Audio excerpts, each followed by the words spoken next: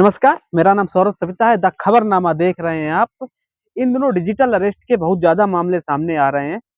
अगर बात की जाए डिजिटल अरेस्ट की तो कानूनी भाषा में कहें तो डिजिटल अरेस्ट शब्द ही कानूनी परिभाषा में नहीं है। डिजिटल अरेस्ट शब्द कोई कानूनी धारा में भी नहीं है, लेकिन डिजिटल अरेस्ट आखिर होता क्या है, इसके बारे में आप थोड़ी विस्तार से चर्चा करेंगे। जी हाँ, डिजिटल अरेस्ट के मामले हमारे देश में बहुत तेज़ी के साथ सामने आ रहे हैं। आपने अपने आस-पास भी देखे होंगे, कई लोग इसका शिकार भी बन रहे हैं, काफ़ी लोग इसके ठगी का शिकार भी बन रहे हैं। तो डिजिटल अरेस्ट होता क्या है? गृह मंत्री अमित शाह ने भी डिजिटल अरेस्ट को लेकर लोकसभा में बयान दिया कि डिजिटल अरेस्ट का जो ये फ्रॉड सामने आ रहा है, इसको लेकर केंद्र सरकार लगातार नज़र बनाए हुए है। काफ़ी व्हाट्सएप अकाउंट को ब्लॉक भी किया गया है। तो डिजिटल अरेस्ट आखिर होता क्या है, इसके बारे में थोड़ी चर्चा करते हैं। डिजिटल अरेस्ट एक ऐसा अरेस्ट होता है जिसमें ना आपको पुलिस घर से हथकड़ी पहन के घर से पहनाकर घर से ले जाएगी, ना आपके घर पे पुलिस आएगी और ना आपको किसी प्रकार की धमकी मिलेगी। लेकिन आप घर में ही डिजिटल अरेस्ट हो जाएँगे, लेकिन आपको एक स्कैम के ज़रिए घर में ही कैद कर लिया जाएगा और आप डिजिटल अरेस्ट का शिकार हो जाएँगे। डिजिटल अरेस्ट एक बात की जाए तो एक फ्रॉड करने का एक नया तरीका है। जी हाँ, एक व्हाट्सएप कॉल आती है अनजान नंबर से आपके फ़ोन पर, ना आपके फ़ोन में वो नंबर सेव होता है, अननोन नंबर होता है और वो भारत का नंबर भी नहीं होता है। ज़्यादातर वो नंबर होते हैं बाहर यानी फ़ॉरेन कंट्रीज़ के वो नंबर होते हैं।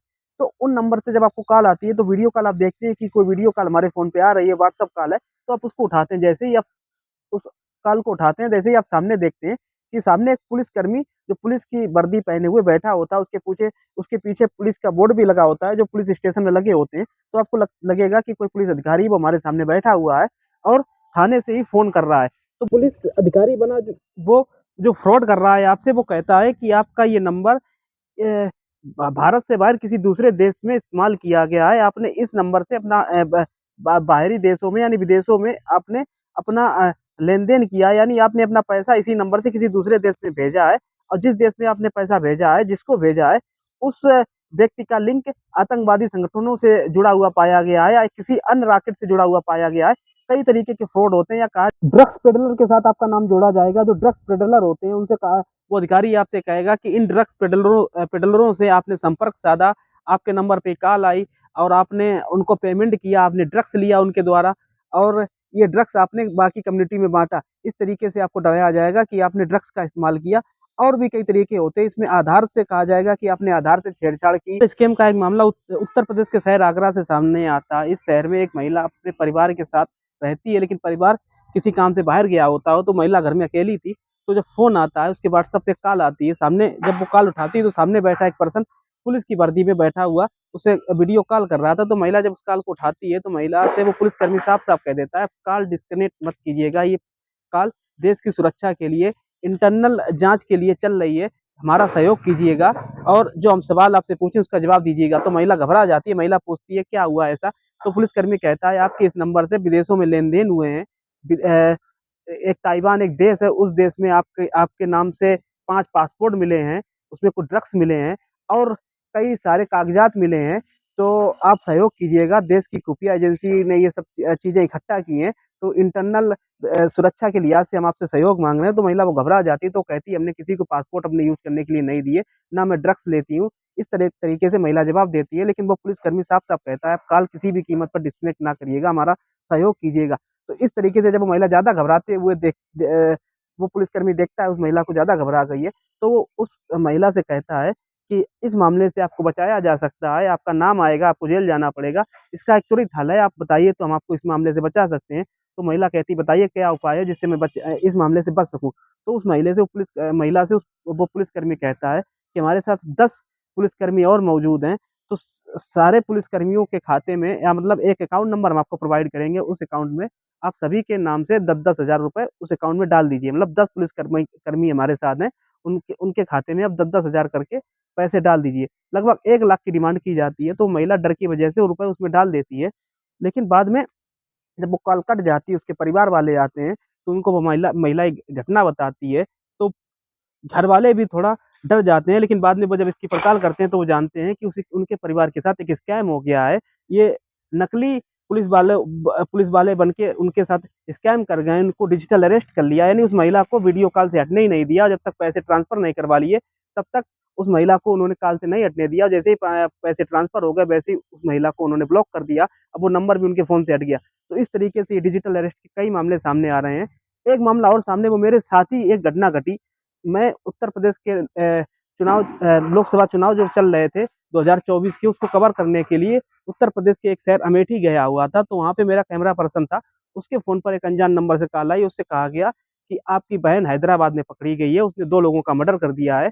तो अगर आप अपनी बहन को घर में सुरक्षित देखना चाहते हैं या आपने उसे छुड़वाना चाहते हैं, ज़मानत करवाना चाहते हैं, तो आपको ये करना पड़ेगा। तो मैंने अपने दोस्त से पूछा कि सच में तुम्हारी बहन हैदराबाद में रहती है? तो उसके दोस्त ने कहा नहीं, हम आपके साथ आए थे, तो वो घर पे ही थी। लेकिन जो फ्रॉड कर रहा था पुलिसकर्मी, उसने नाम बताया जो बहन का उसका, वो सही था। यानी जो मेरा कैमरा पर्सन था, उसकी बहन का नाम जो पुलिसकर्मी ने बताया वो सही था। तो मेरा कैमरा पर्सन थोड़ा डर गया। लेकिन सामने जो पुलिसकर्मी था, वो फ़ोन से नहीं हटने दे रहा था, वीडियो कॉलिंग से हटने के लिए नहीं कह रहा था। जब मेरे कैमरा पर्सन ने कहा कि उसकी आवाज़ सुनवाओ, तो वो सामने वाला पुलिसकर्मी कहता है अपने कर्मचारी से कि इसकी बहन को लेके आओ, इसकी आवाज़ सुनवाओ। तो वो बहन चिल्ला-चिल्ला कर कह रही थी, भैया मुझे छुड़वा लो, भैया मुझे छुड़वा लो। लेकिन फिर उस कैमरा पर जो मेरा दोस्त कैमरा पर्सन था, उसने कहा, भैया ये आवाज़ मेरी बहन की तो नहीं लग रही है, लेकिन ये किसी लड़की की आवाज़ है जो चीख रही है। तो उसने कहा कि क्या करना पड़ेगा मुझे अपनी बहन को छुड़वाने के लिए? तो पुलिसकर्मी ने कहा, सबसे पहले आप हमारा सहयोग कीजिए, आप वीडियो कॉल से मत हटिए। आप ऐसा कीजिए, मैं एक अकाउंट नंबर हम आपको प्रोवाइड कराएँगे, इसमें आप 2 लाख रुपए डाल दीजिए, तो आपकी बहन के ऊपर जो आरोप लगे हैं कि इसने 2 लोगों का मर्डर कर दिया है, वो आरोप हट जाएँगे और हम इसको कोर्ट में प्रस्तुत नहीं करेंगे, इसको हम बचा लेंगे। तो हमने कहा कुछ देर का समय दीजिए, मेरे कैमरा पर्सन ने उस पुलिसकर्मी से कहा कि कुछ देर का हमें समय दीजिए, तो उस पुलिसकर्मी ने कहा कि नहीं, आपको वीडियो कॉल नहीं काटनी है, पैसे डालिए, तभी आप वीडियो कॉल काटिए, नहीं तो आपकी बहन को हम जेल में बंद कर देंगे, उसके बाद कोर्ट में प्रस्तुत करके उसके ऊपर कानूनी कार्रवाई की जाएगी।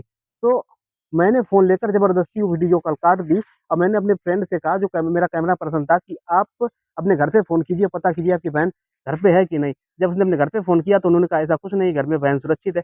यानी आपकी जानकारी पहले से ही कोई इकट्ठा कर लेता है और बाद में आपको परेशान करता है, आपको डिजिटल अरेस्ट कर लेता है और आप अगर डर गए उनके सामने, तो वो आप आपसे वो ठगी कर लेंगे। ऐसे कई मामले सामने आए। एक ये मामला मेरे सामने आया, तो मैंने इसको बताना ज़रूरी समझा। तो डिजिटल अरेस्ट से बचने के लिए कई तरीके बताए गए हैं। सरकार भी लगातार सचेत हो रही है, सरकार भी लगातार कह रही है कि ऐसे अकाउंट ब्लॉक किए जा रहे हैं। अगर आपके पास ऐसी कॉल आती है, कोई आपको डिजिटल अरेस्ट करने की कोशिश करता है, आपसे कहता है कि आप वीडियो कॉल से मत हटिए, तो आप सबसे पहले उस कॉल को डिस्कनेक्ट कर दीजिए, बिल्कुल भी मत डरिए। आपके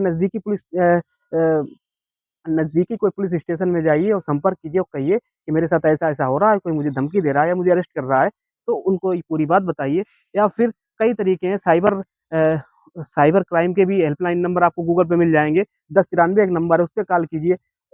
100 एक नंबर है, उस पे कॉल कीजिए। कई जो ये नंबर हैं, 112 नंबर है, वुमेन हेल्पलाइन का 1090, कई तरीके के नंबर, इन पे कॉल कीजिए और डिजिटल अरेस्ट से बचने के इनसे तरीके पूछिए, ऐसा मेरे साथ हो गया। उनको तुरंत अपनी पूरी बात बताइए। डरिए नहीं, अगर आपने कुछ गलत नहीं किया है, तो आपके साथ कुछ गलत नहीं होगा। और ये क क कई तरीके हैं, इन तरीकों से आप बच भी सकते हैं। अगर आप उनके जाल में फँस गए एक बार, तो वो आपको नहीं छोड़ेंगे, आपके साथ लूट भी कर सकते हैं और आपका पैसा भी चला जाएगा और आपको उससे कोई लाभ भी नहीं होगा।